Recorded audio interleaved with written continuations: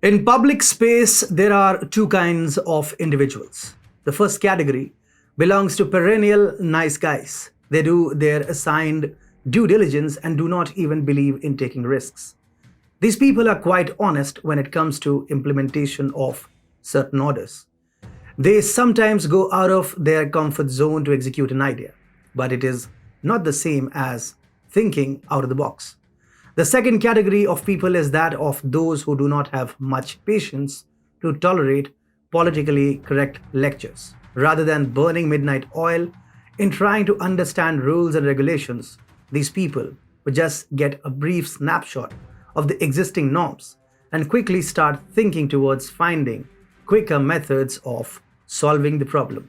They're honest towards the goal but not the process, while the first category is more devoted to the process. Both type of people get their deserved share of applause, but there is a difference. People who are strict towards processes are not seen as leaders. Most of the time, getting this kind of people at the top of hierarchy only turns out to be a disaster. In political field, people of this kind just end up becoming political pawns, getting criticism from all corners, except their masters, of course. Hi and welcome to TFI Post. I am your host Atul Mishra. If you're watching us on YouTube, please subscribe and press the bell icon to receive all the latest updates. And if you're watching us on Facebook, do like, share and subscribe to the page. Let's begin with the video report. Narayana Murthy, Infosys founder, has called out the UPA2 regime for stalling economic growth in India. He lamented the fact that the slowdown occurred at a time when an economist was sitting at the helm of affairs. Narayana Murthy recalled his experience of sitting on the board of HSBC Bank. He said that during the initial years of UPA rule, India and China used to enjoy comparable reputations. According to him, at the time when he left the board, China had leapt way ahead of India.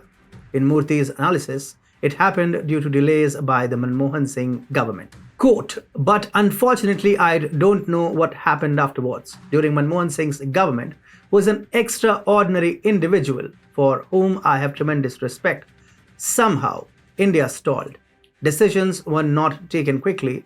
Everything was delayed. And by the time I left HSBC, if China's name was mentioned 30 times, India's name was hardly found to be mentioned once. Unquote. Murthy said these words despite crediting Manmohan Singh for 1991 reforms. He was nice, but he could not get the work done. Have you heard of this statement before? Yes, many times, right from your school to your workplace. You know one such character. Former Indian captain Rahul Dravid was also criticized for this very aspect of his personality during his playing days. He later mended his ways and became one of the best coaches in domestic cricket circles. Unfortunately, Manmohan Singh is not going to have such an opportunity to resurrect himself. When Manmohan Singh was handed over the responsibility of Prime Ministership by Sonia Gandhi, he had a solid base to build upon. Prime Minister Vajpayee had left a never-ending imprint on the polity of India. He had focused on strengthening long-term prospects of India in both national as well as international affairs. While Saurav Ganguly was setting base for 2011 World Cup, Shri Vajpayee was setting the base for India's dominance in the Asian century. Prime Minister Vajpayee understood that India would have demographic advantage within 2 decades. That is why he focused on empowering the future of the nation. By launching the Sarva Shiksha Abhiyan in 2001, he aimed to educate every child between 6 to 14 years of age. The long-term thinking was that these children would become a part of the workforce a decade down the line.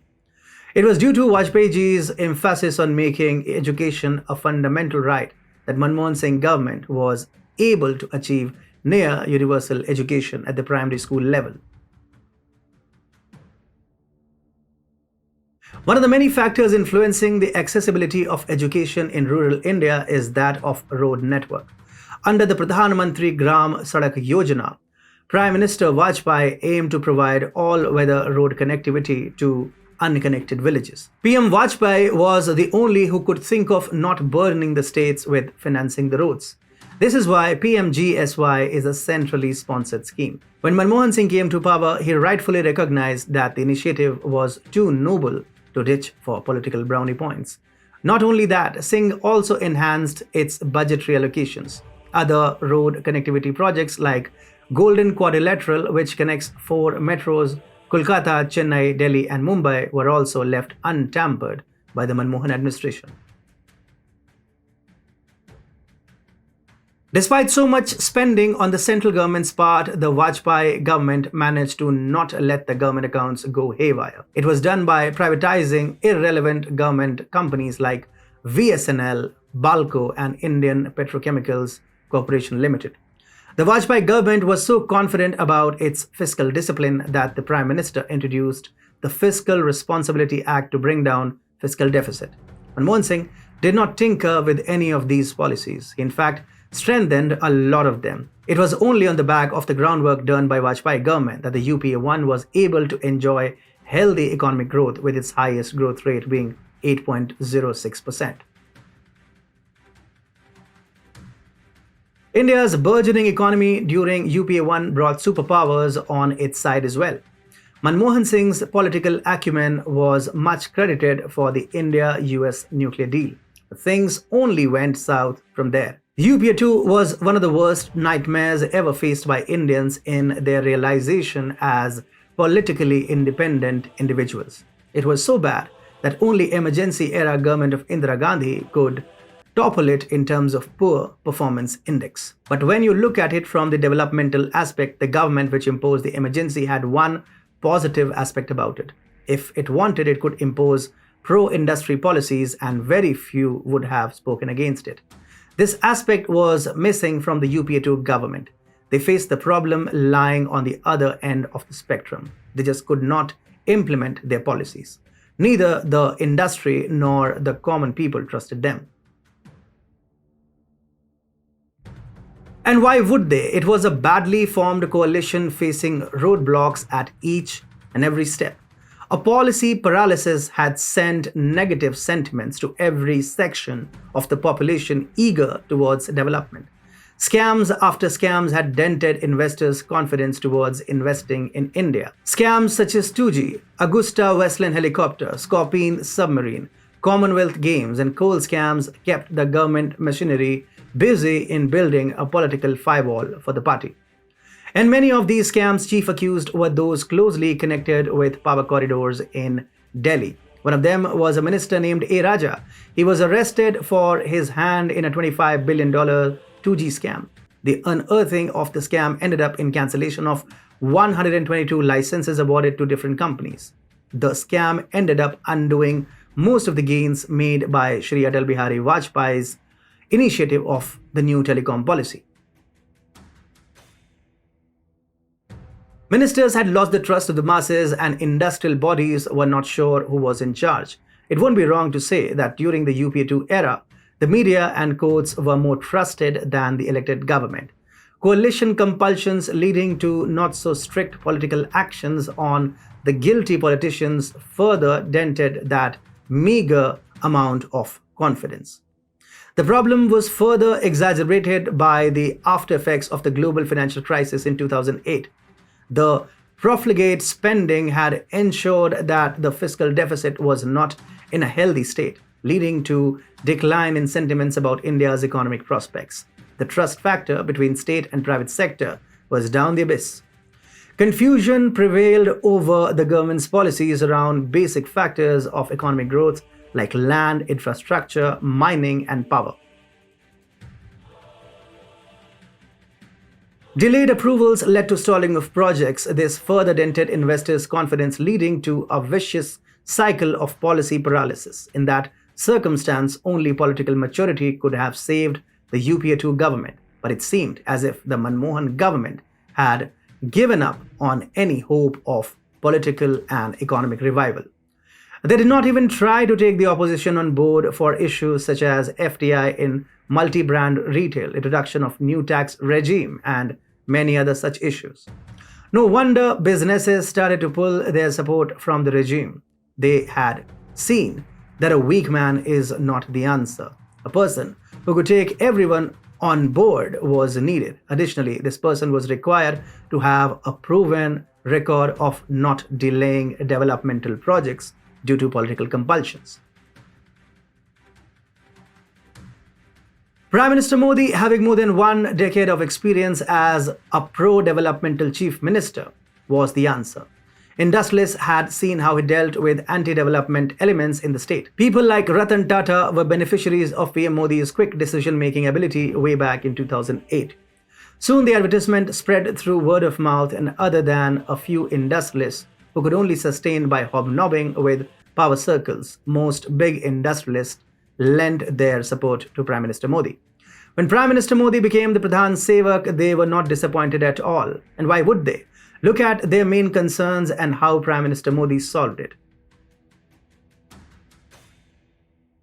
The biggest concern was that of policy paralysis. Prime Minister Modi launched a slew of initiatives to eliminate the problem.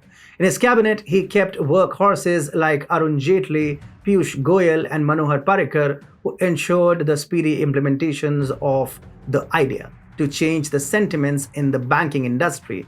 IBC was launched. Through this, banks slowly but steadily became free to lend more money. The second biggest problem was the relative lack of willingness on the part of consumers to spend money. Prime Minister Modi identified the root of the problem. People did not save money because they did not have means to save. Through financial inclusion programs such as Jan Dhan Yojana, people got more leeway to save and spend when time required. To ensure that the poorest of the bunch save their money, they are being provided with 2 times more food through grain distribution schemes.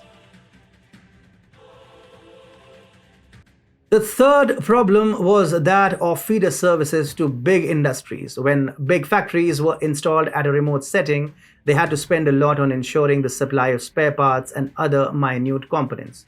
Only an efficient MSME sector could solve this problem. Through emphasis on infrastructure spending and ease of doing business, the Modi government made it easier to start a business. Government-sponsored loan schemes are there in case the executioner of the idea faces any fund crisis. The fourth and possibly the biggest problem for Indian industries was that of brain drain. The problem has been reduced to a certain extent by emphasis on Atmanirbhar Bharat, Make in India, Stand Up India, and Startup India. Today, engineers and managers earning handsome salaries in foreign countries are returning to contribute towards the nation's growth. Accessibility of specific corridors reserved in different geographies had a big role to play in it. Though there is still a long way to go, it's definitely a strong start. This is why various big boys of industry have time and again restated their support to Prime Minister Modi's vision. These include Ratan Tata, Anand Mahindra, and of course, Narayana Murthy himself.